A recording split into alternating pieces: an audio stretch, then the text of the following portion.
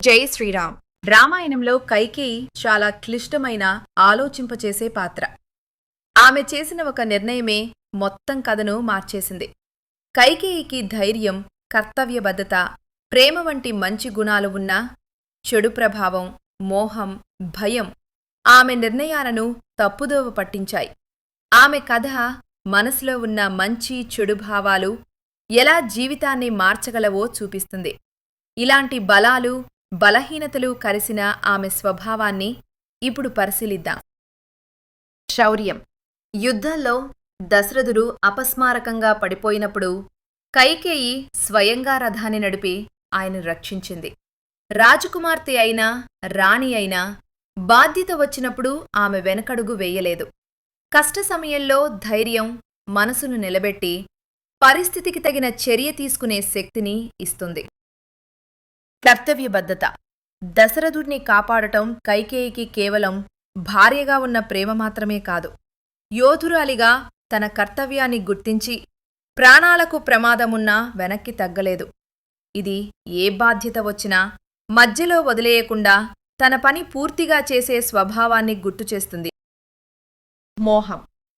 కైకేయి భరతుణ్ణి చాలా ప్రేమించింది. ఆ ప్రేమతో పాటు భయం, అసూయ కూడా కలవడంతో రాముడి గురించి ఆమెకు తప్పు భావన వచ్చింది.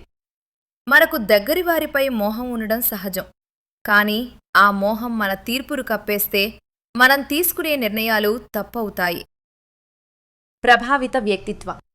మందర చెప్పిన చెడుము మాటలు కైకేయి మనసులో బలంగా నాటుకుపోయాయి. ముందుగా ప్రశాంతంగా ఉన్న ఆమె హృదయం పూర్తిగా అనుమానాలతో నిండిపోయింది.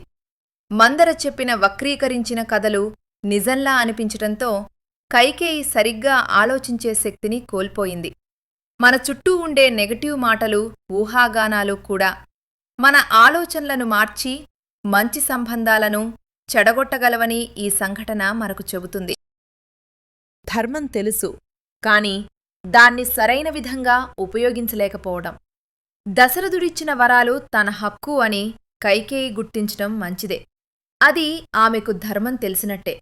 కాని ఆ వరాలు ఎప్పుడు ఎలా ఉపయోగించాలి అనేది ఆలోచించకుండా మందర చెప్పిన మాటలు నమ్మి తీసుకున్న నిర్ణయం ఆమెను తప్పుదారి పట్టించింది. మన హక్కులు తెలుసుకోవటం మంచిదే, కాని వాటిని ఉపయోగించాల్సిన సరైన సమయం, పరిస్థితి గుర్తించకపోతే చివరికి నష్టం మనకే అవుతుంది. సంకల్పబలం. ఒకసారి వరాలు అడగాలని కైకేయి నిర్ణయించుకున్నాక ఆమెను ఎవ్వరూ ఆపలేకపోయారు.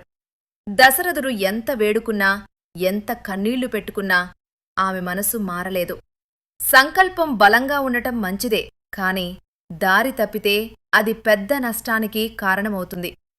పట్టుదల మంచి గుణం, కాని దాన్ని సరైన చోట, సరైన సమయంలో ఉపయోగించినప్పుడే మంచి ఫలితాలు వస్తాయి. పశ్చాత్తాపం. రాముని వనవాసానికి పంపిన తర్వాత రాజ్యం మొత్తం దుఃఖంలో మునిగిపోయింది. ఇది చూసిన కైకేయికి తాను చేసిన పనెంత పెద్ద తప్పో అర్థమైంది. అప్పటి వరకు ధర్మం అని అనుకున్నది నిజానికి తప్పు నిర్ణయమని ఆమె గ్రహించింది. తప్పు నిర్ణయాలు తర్వాత తెలిసినా మనసులో నిజాయితీ ఉంటే మార్పు మొదలవుతుంది. కాని ముందే సరిగ్గా ఆలోచించి ఉంటే ఈ నష్టం జరిగేది కాదు. జై శ్రీరామ్. కైకేయి జీవితం మనకొక ముఖ్యమైన విషయం చెబుతుంది. మంచి గుణాలు ఉన్నా మన నిర్ణయాలు ఎప్పుడూ ఒకేలా ఉండవు. కోపం, మోహం వంటి భావాలు మనసును మార్చేస్తాయి. ఇతరుల మాటలు వింటే మన బుద్ధి తప్పుదోవ పడుతుంది. ఇలా తప్పు నిర్ణయాలు తీసుకుంటే చివరకు మనమే బాధపడాల్సి వస్తుంది. కైకేయి దశరథుల కథ ద్వారా వాల్మీకి మహర్షి ఈ విషయాన్ని స్పష్టంగా చూపించాడు. మన ఆలోచనలు, సంబంధాలు, నిర్ణయాలు అన్నీ మనసులోనే మొదలవుతాయని కైకేయి కథ మనకు గుర్తు చేస్తుంది. వాల్మీకి మహర్షి ఈ సన్నివేశంలో చేసిన హెచ్చరిక. ప్రాణుల మనసు చంచలమైనది కదా. జై శ్రీరామ్. ఆసక్తికరమైన కంటెంట్ మరియు క్విజ్ల కోసం సబ్స్క్రైబ్ చేయడం మర్చిపోవద్దు.